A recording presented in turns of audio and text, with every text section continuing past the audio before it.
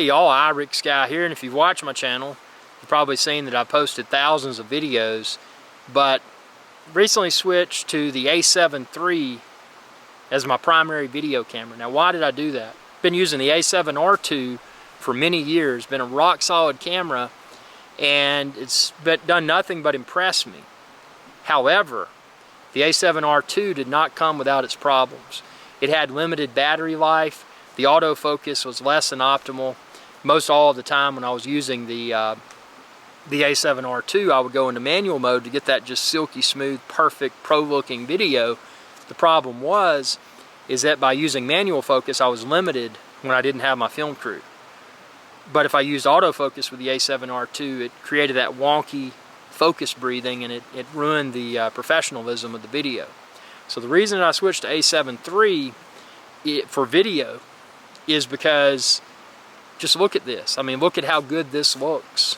This autofocus. It's not in manual focus. I'm going to step backwards, and I'm going to show you when I do that this autofocus is just rock solid. Now I'm holding my phone here because it's got an app, and we'll get on that here in a minute. But check that out. Look at how well focused I am. And you shouldn't see focus breathing. Again, I'm talking about this while I film. Once it's downloaded and once you're watching this video, the finished product, that'll be the telltale. Now I'm using a 25mm lens with an f2 aperture, so typically, you know, if I want to get that really good defocused background, I'll throw my 85 on. But just look at how good this looks with a wide 25mm lens. And this app right here I was telling you about, a common misconception with the a7iii is that it doesn't have apps. Well, they removed the apps, but they've still got Play Memories. This is Play Memories app on my iPhone, and you can see here I've got a lot of flexibility. I can adjust ISO, I can adjust the, I got the ISO on auto, which works fine for my purposes. And then I've got the aperture. See how the background right now is very defocused? You got that bokeh. Watch what happens when I bump it up to f22. The same shot, now the background's not defocused. Now I'll put it back down to f2. And you can see now the background's defocused. That is a really cool feature. If that's present in the a7R2 Play Memories app, it's something that they would have had to have recently added, because as of about 2 weeks ago, it wasn't in there when I was using it. The ability to change aperture like that while filming from an app is a huge improvement, because I travel small and I travel lightweight, and being able to have the same cell phone that I use for other purposes, to fly my drone and to use as a cell phone, being able to use it as a viewfinder is just super slick. Look at that. So see, I can confirm where I am within the camera's field of view. I can change the aperture depending upon the type of shot that I'm capturing. And it's just a super good tool for video. And it's the audio, I mean, I don't know, tell me what you think. I'm actually using the same mic that I use from a7R2. You can find it in the 25mm lens and the a7iii. Just check the link within this video's description. You can find them all there. And also the tripod that I'm using. But yeah, I made the switch, and yeah, a7R2 42 megapixel, a7iii 24 megapixel. But I mean, I'll be frank, I've been shooting some stills with this camera.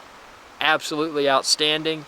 The video, without a doubt, blows the a7R2 out of the water. It's got better high dynamic range, and obviously this autofocus. The autofocus itself is worth getting the a7iii, in my opinion. I mean, this is just rock solid. I don't have to wonder. It's like, well, you know, when I'm filming something, should I use manual focus or should I not use autofocus, because autofocus is going to mess up the look and the professionalism of the video?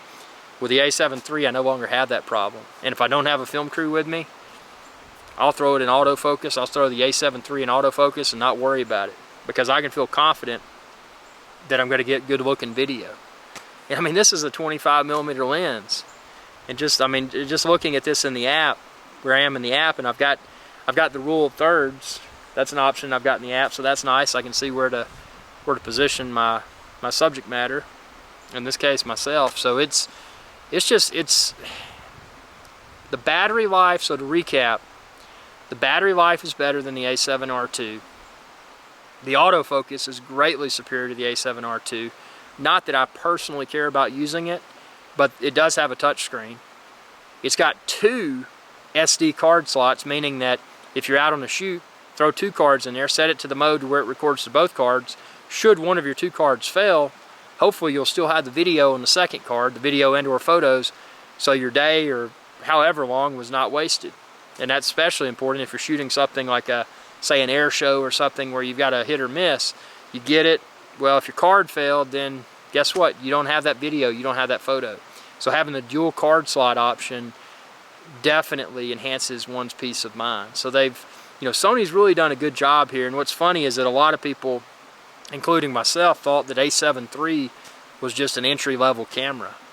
And it's definitely not an entry-level camera. If you've had any experience with Sony Alphas and you take this thing out in the field, you will probably find, wow, this is incredible that I'm able to get this. It is expensive. Yeah, this is an expensive camera, but in comparison to the other cameras, including the a7R II that I downgraded from, this thing's absolutely incredible. It's definitely a game changer, and it's definitely my go-to camera now for not only video, for 4K video, but also still photos as well.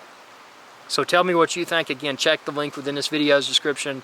You can find this 25mm lens, this microphone, this a7 III camera body, and the tripod as well that I'm using. So hope this video is of value, and be sure to subscribe to my YouTube channel and share it with others if you haven't already. It's youtube.com/iRickSky. Thanks for watching. Y'all have a good day. Hey y'all, iRickSky here. If you enjoyed this video, please be sure to subscribe, like, and share. It's viewers like you that enable my channel to continue to grow. Thank you.